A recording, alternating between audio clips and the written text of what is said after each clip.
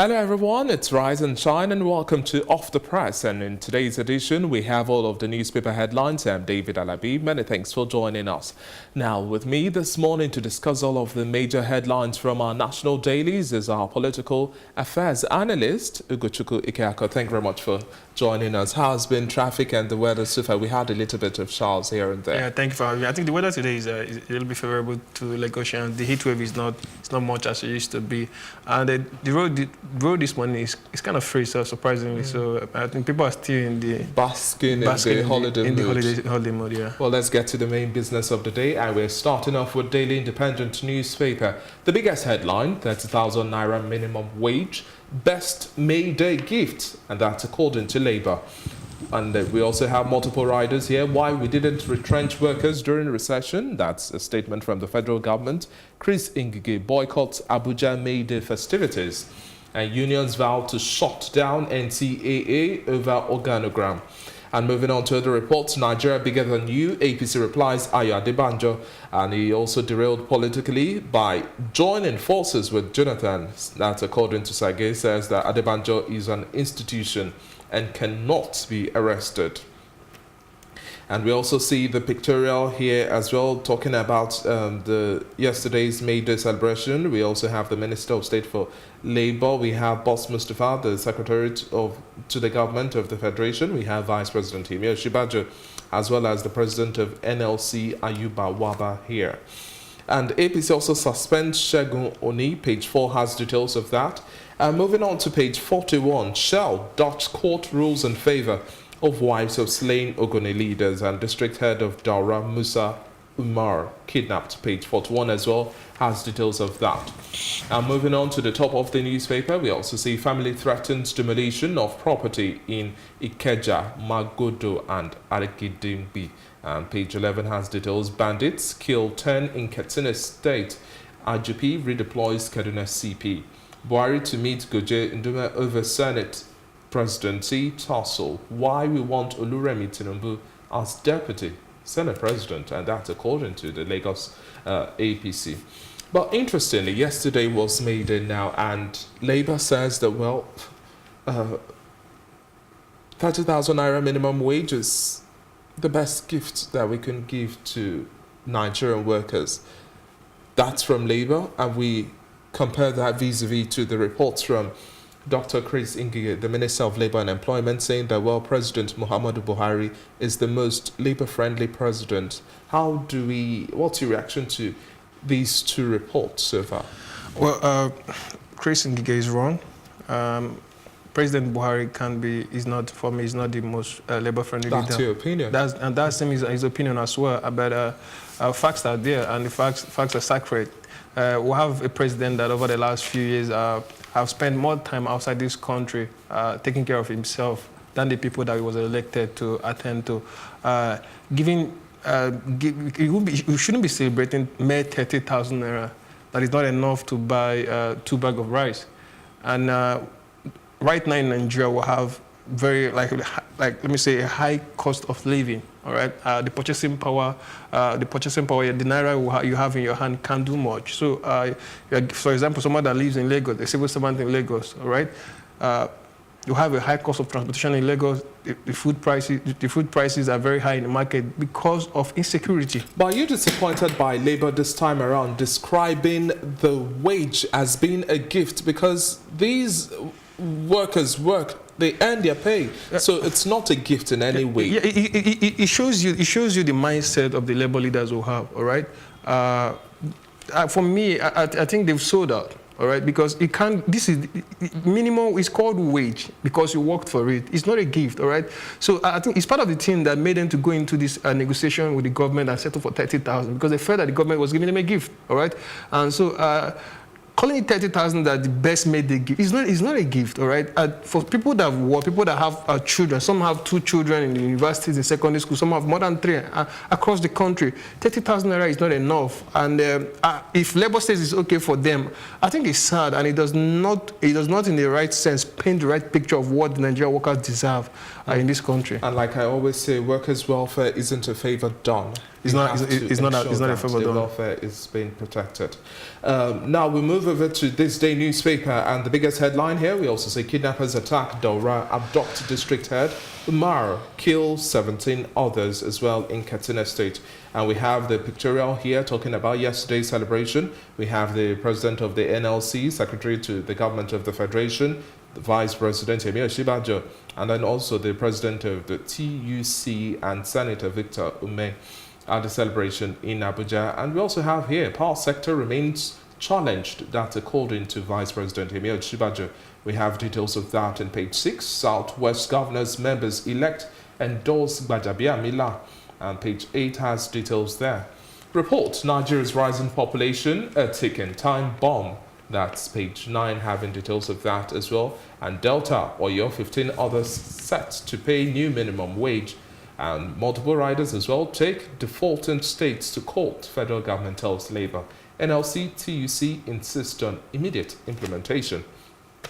Talking about security now, we look at Katsina State coming under heavy fire from bandits yesterday, and the abduction of the district head, Umar, who is also linked to the president as well as his aide-de-camp. Now, what do you make of all of these situations where we keep on having bandits, unknown gunmen, different terms to describe these thugs or whatever you, miscreants as you call them, and it's almost like we're not necessarily doing anything, even with the new IGP's response, redeployment of the Kaduna CP and a whole lot more. Do you think we are addressing the security issues appropriately? Because so far, this is the second quarter of the year, and we've had no less than 200 to 500 deaths, all from bandits. It's sad. What's happening in Nigeria at the moment in terms of our insecurity shows that our security architecture as a country is broken. From Katsina down to Kaduna, down to Cross River, across the country, even in Lagos. All right. Yesterday there was news report about some cultists, attack some people here in Lagos. It's sad, and the saddest part of the story is that they went to Katsina, they went to the president's hometown, and they attacked someone that was close to him. Yeah, it shows you how the kind of faith and the way these guys are embodied. They believe that they can defy the security apparatus because the security apparatus they don't have the ability to do what they should be doing. And I think it's sad. But for me, it shows that the government is not willing, is not committed in fixing this issue. And we'll keep having stories like this. A few days back, we heard about the Ubeck bus that was attacked. The driver was killed. And at the end of the day, it was reported that they paid 60 million to the kidnappers as ransom. And so already there's a thriving industry around this already. You see these hoodlums going out to take people to do things. But the issue is that redeploying police officers from Kaduna to one state or the other that will not fix this. All right, we need to go back and start redrawing the map of Nigeria security. And if we cannot do that, we'll keep on having this issue. Okay. Now, we move over to Vanguard newspaper. Labour to the federal government fight unemployment, insecurity, as well as debt burden. And multiple riders, once again, decries rising inflation. State of infrastructure seek review of power sector privatization. Gets national minimum wage. New national minimum wage will be fully implemented, and that's according to President Buhari. And governors also promised to pay 30,000 naira minimum wage, on page 44 has details of that. And we also see the pictorials here for sex workers on May Day. Sex workers need rights, not rescue. That's a message there. And on the right-hand side, we also have the cross-section of the Permanent Secretary of the FCT, President of the TUC, Vice President Emir Shibaja, and other stakeholders there at the May Day celebration in Abuja. And cultists on rampage kill guard in Lagos. And page 7 has details how carpenters' drivers earned 500,000 naira as month salary. Governor Bello says that on page 4. Wando records 4.6 billion naira profit in the first quarter of this year. And why governors often under probe. That's according to Ribadu. He has details of that on page 4.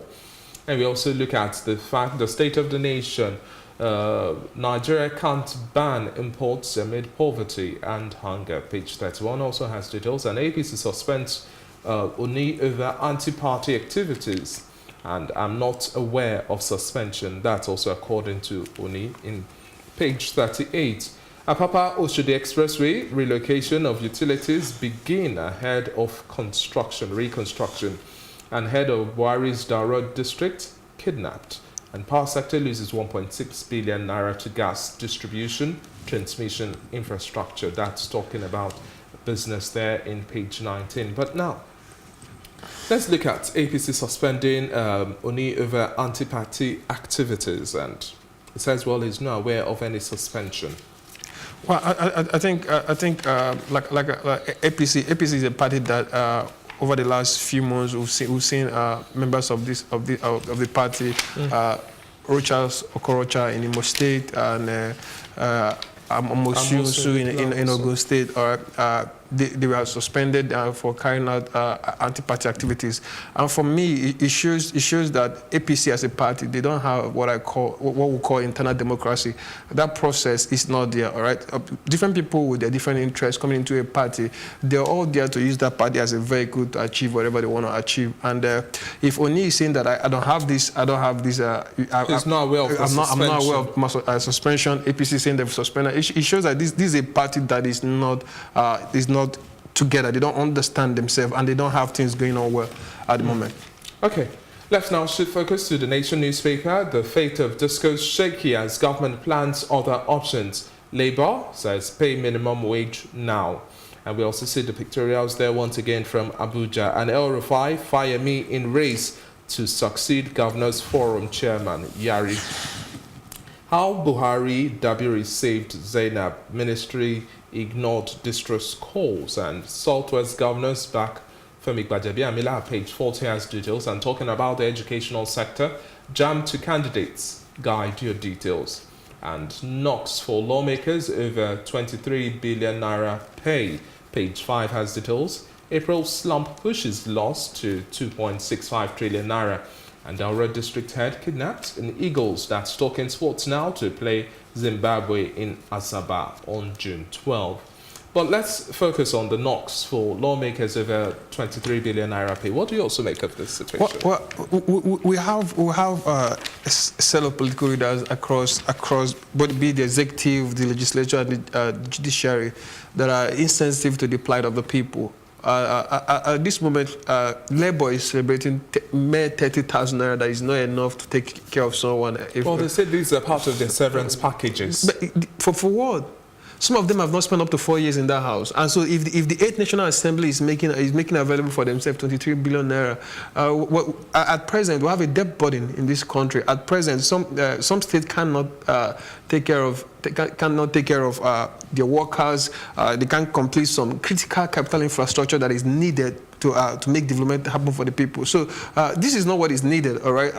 Already, Nigerians have been complaining that the National Assembly gets overpaid for not doing so much, according to some people. But the truth is that taking, like, I would say it's taking, because they're trying as much as possible to use their power as legislators to make sure that this is in the budget. This is what is being given to them, and I think is not fair to Nigerians. Nigerians is not fair to us as a country, because at this point, already being there for 4 years, you've made a lot of money. You've earned one of the largest salaries for a political officer on the face of the earth. So you don't need this at this point. This is just overburdening the country. But do you think that this is just a cry that is coming a little too late now? Well, it's coming a little too late, but the fact that people should still speak out, and what this shows is that for the 9th National Assembly that will come in June, when they get in there, they will try to do the same thing, and so you will see that our political office holders are not going there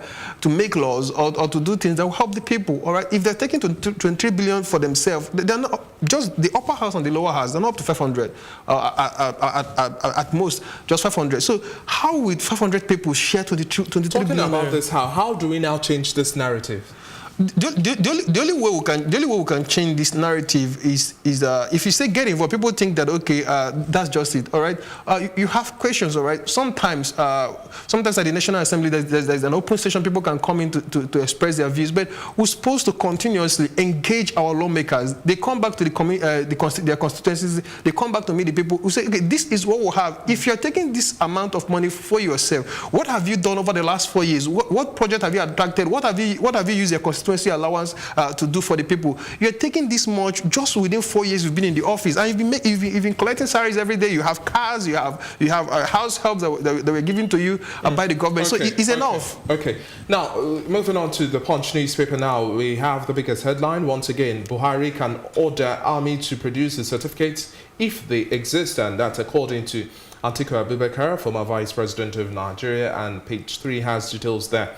And once again, we also see the pictorials from yesterday's May Day celebrations across Abuja, Lagos, as well as Ogun State on the front page. And weak economy, low IGR may hinder minimum wage implementation. That's according to some governors. And protest in Futa as hit-and-run driver kills students. And page 4 and 6, we are dying of hunger, says retired Lagos teacher. And much more. And 523 children languishing in Anambra prisons, and that's according to the NHRC. Page 12 has details there.